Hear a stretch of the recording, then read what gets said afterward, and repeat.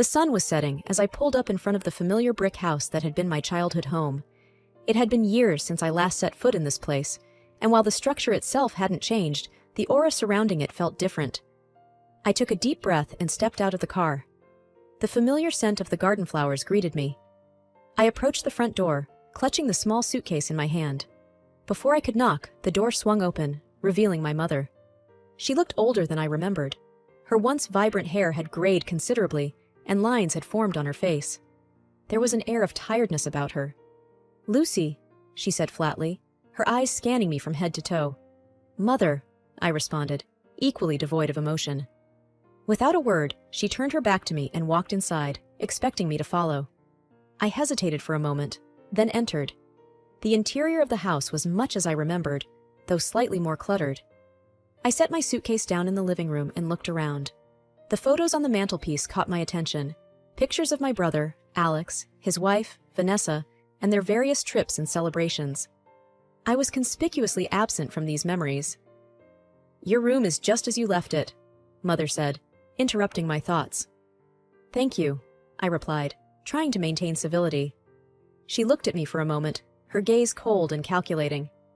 "Now that you're back, I expect you to contribute financially." I wasn't surprised by the demand. "How much do you need?" I asked. She named a sum, larger than I had anticipated. I bit back a retort. "Fine, I'll transfer it to your account every month." She nodded, seemingly satisfied. "Alex and Vanessa live next door now," she added after a pause. I hadn't been informed of this piece of news. "That's good to know," I said, unsure of how to feel about living so close to Alex and Vanessa. Their relationship with me had always been strained. "Vanessa is a good woman," Mother said, a hint of defensiveness in her tone. "She's been a great help since your father passed." "I'm sure she has," I said, keeping my tone neutral. There was an uncomfortable silence. I could feel the weight of years of unsaid words and emotions between us. "I should unpack," I said finally, breaking the silence. Mother simply nodded and walked away, leaving me alone in the living room. The first night back in my old room was filled with a whirlwind of memories. The pale blue walls, the rickety bookshelf, the posters I'd hung up during my teenage years, everything seemed untouched by time. As I lay on the bed, staring at the ceiling, my mind wandered to the past. It felt strange being back here, surrounded by echoes of a time when things seemed simpler. I remembered the days when I used to sit on this very bed, confiding my dreams and hopes to my father. He was always my rock, always encouraging me to chase my ambitions, no matter how far-fetched they might have seemed. I recalled a particular evening when I was around 15. I was feeling dejected, upset over a comment my mother had made about my appearance. I remembered coming to my room, tears streaming down my face, when my father walked in. "Lucy," he had said, sitting down next to me. "Why the tears?" "It's Mom," I'd sniffled. "She said I look like her when she was my age, but she's just being kind. I saw her photos, Dad. She was beautiful." He'd looked at me, his eyes full of compassion. "Your mother was, and still is, a striking woman. But beauty is more than just looks, Lucy. It's the kindness you show, the love you give, and the way you treat others. And in those aspects, you shine brighter than anyone I know." I'd smiled weakly, taking comfort in his words. "Thanks, Dad." He had hugged me tightly, whispering, "Always remember, you're capable of great things." Shaking off the memory, I decided to go downstairs and make some tea. The house was silent, with only the faint ticking of the wall clock. As I passed the living room, I noticed a bunch of old family albums stacked on the coffee table. Curiosity got the better of me, and I began flipping through them. There were many photos of my mother in her youth, looking radiant and confident. Photos of family trips, holidays, and gatherings. My brother, Alex, prominently featured in most of them, always the center of attention with his charming smile and good looks. It was evident he was the apple of my mother's eye. As I continued to turn the pages, I stumbled upon a photo of Alex and me during one of our rare moments of camaraderie, probably taken during a family vacation. I smiled, remembering the day when we built sandcastles together, competing to see whose would last the longest against the tide. Lost in thought, I was startled when I heard a voice behind me. "Going down memory lane?" I turned to see Alex standing there, looking much the same as he did in the photos, albeit a few years older and with a touch more arrogance in his eyes. "Alex," I said, surprised. "Didn't expect to see you here so early." He shrugged, leaning against the doorway. "Thought I'd check on Mom and, of course, see how you're settling in." I hesitated for a moment. "I'm doing fine. It's good to be back." Alex smirked. "I'm sure it is, especially with Mom's finances coming to your rescue." I frowned, not appreciating the insinuation. "I'm here because I want to be close to family, not for any other reason." He raised an eyebrow. "Sure. Anyway, just wanted to remind you not to forget about the money you promised Mom." I sighed. "I won't forget." Alex nodded, his gaze lingering on the family albums. "Good. Just remember who's really taking care of things around here." With that, he turned and left, leaving me feeling a mix of annoyance and sadness. Time seemed to go by slowly in that house. The days blurred into one another, with the routine being much the same. Every morning, I'd wake up, make breakfast for Mom and myself, and then work from home. I had hoped the atmosphere would improve, but it only seemed to grow tenser. One evening, after a particularly grueling day of work, I decided to treat the family to a home-cooked meal. I had always found solace in cooking, and it felt good to do something productive that wasn't tied to my job. As the aroma of roasted chicken and fresh-baked bread wafted through the house, I hoped it would be an evening of peace and unity. When dinner was ready, I set the table and called everyone. Alex and Vanessa had been frequenting our house almost daily since my return.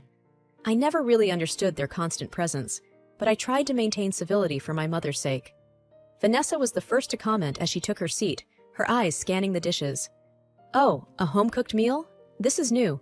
I thought you were too busy being a career woman to bother with such things." Suppressing my annoyance, I replied, "I thought it'd be nice for a change. Hope you like it." Alex chuckled. "Let's hope it tastes better than it looks." Mom, always keen on avoiding confrontations, quickly intervened.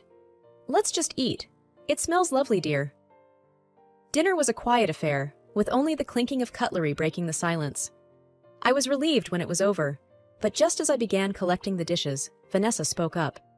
"You know, Lucy, it's such a shame. A woman of your age, with no husband or children, all that money and success, but no one to share it with." Feeling my cheeks heat up, I retorted, "I'm content with my life choices, Vanessa. Not everyone measures success by the same yardstick." Alex smirked. "Well, some people just aren't cut out for family life. Maybe it's for the best." The sting of their words was hard to ignore, but I took a deep breath, reminding myself that I had promised Dad I would look after Mom. Mom, however, seemed oblivious to the tension. "By the way, dear," she began, her eyes on me, "the money you gave me last month is running low, and with the additional expenses—" She trailed off, glancing meaningfully at Alex and Vanessa. Vanessa smiled sweetly. "Oh, it's so hard to manage finances these days. Prices have gone up so much. But we appreciate your help, Lucy." Feeling cornered and irritated, I replied, "I'll see what I can do, Mom, but you need to budget better. I can't keep bailing everyone out." Alex's face darkened. "You stay in this house, eat our food. It's the least you can do." The room was thick with tension. I wished I could just walk away, but I was trapped in this situation, bound by my promise to Dad. Each day, it became clearer to me that my brother and Vanessa saw me as nothing more than a cash cow. Mom, caught in the middle, seemed to bend under their influence, relying more and more on me for financial help. I often felt like an outsider, isolated and unwelcome in my own home. One evening, as I was returning from a walk, I overheard a conversation between Alex and Vanessa in the garden. They didn't notice me, and their voices carried clearly in the stillness of the evening. "I don't understand why she's still here," Vanessa said, with a note of annoyance. "She has her own house, her own life. Why did she have to come back?" Alex sighed. "She's here because of Mom. But don't worry, once we get enough money, we can finally buy that house we saw downtown. We just need to be patient." "Patient? It's been months, and she's so stingy. She should be giving us more, considering she's living here." Alex chuckled. "She's not going to stay here forever. We need to make the best of it while she's still here. Maybe we can convince Mom to ask her for more money." Hearing their scheming made my blood boil. The audacity of them, discussing me like I was some kind of intruder in my family home. But it was Vanessa's next words that truly hurt. "Honestly, I don't know what she does with all that money. It's not like she has a family or anything, just a lonely old woman with no life. I felt a lump forming in my throat. The hurtful words cut deep. Without making my presence known, I quietly retreated to my room, feeling both angry and humiliated. That night, dinner was a tense affair. Alex and Vanessa exchanged furtive glances, while Mom seemed lost in her thoughts. I kept my head down, picking at my food. Then, as if on cue, Mom cleared her throat and said, "Lucy dear, we've been thinking. With all the expenses and everything, we were hoping you could contribute a bit more." My gaze snapped up to meet hers. "More? Mom, I'm already giving you so much." Alex interjected. "You live in this house. You should pay your fair share. I've got my own family to look after." Vanessa smirked. "It's only fair, isn't it?" Feeling cornered, I took a deep breath, trying to remain calm. "I came here to support you, Mom, not to fund Alex and Vanessa's lifestyle. This was Dad's house too, remember?" Alex's face turned red with anger. "How dare you? This is our family home. You left. You chose your career over us." Vanessa added, "You're lucky we even let you stay here. Maybe it's time for you to leave." I stared at them in disbelief. "Is this what you all want?" Mom looked away, unable to meet my gaze. "Maybe it's best, dear." Tears filled my eyes. I felt like a stranger, rejected by my own family. "Fine," I said, standing up. "I'll leave, but I'm done supporting you financially." The doorbell rang, breaking the tranquility of my morning. I opened the door, not expecting to see my mother there, especially after everything that had transpired. But there she was, her posture upright, an intense look in her eyes. "Lucy," she said sharply, without a hint of warmth, "I need to speak with you." I raised an eyebrow, but let her in, curious about what had brought her to my door. Once inside, she wasted no time. "You know your father would be turning in his grave if he knew how you were treating me, abandoning your family in their time of need." I stared at her, trying to keep my emotions in check. "This isn't about what Dad would have wanted. This is about how you and the rest have treated me since I got back. I've been nothing but supportive, and you've given my hard-earned money to Alex and Vanessa while they disrespect me in my own home." She scoffed, her voice dripping with disdain. "You think you're so high and mighty just because you have some money now. It doesn't change who you are. You owe us, especially after promising your father you'd look after us." "I promised Dad I'd look after you, not be taken advantage of," I retorted, trying to keep calm. "All I asked for was a bit of respect in return, but it seems that's too much for you, Alex and Vanessa." My mother's eyes flashed with anger. "You know what? It's easier living with Alex and Vanessa. They might have their flaws, but at least they don't throw their money in my face and try to act superior." A small smile crept onto my face. "You made your choice, Mom. If that's the life you want, so be it." She glared at me, fury evident in her gaze. "Remember this moment, Lucy. Remember the day you turned your back on your family." "I remember the day my family turned their back on me," I replied calmly, standing my ground. "You made your choice, Mom. Now face the consequences." She stormed out, slamming the door behind her. I sighed, feeling a mixture of sadness and relief. One evening, as I was trying to divert my mind by watching a movie, my phone buzzed. It was Alex. "Why aren't you answering Mom's calls? Do you even care anymore?" The text read. I paused for a moment before responding. "Alex, I've always cared, but there are limits to what one can tolerate." He replied instantly. "You're overreacting. Just because of a few comments? Grow up, Lucy."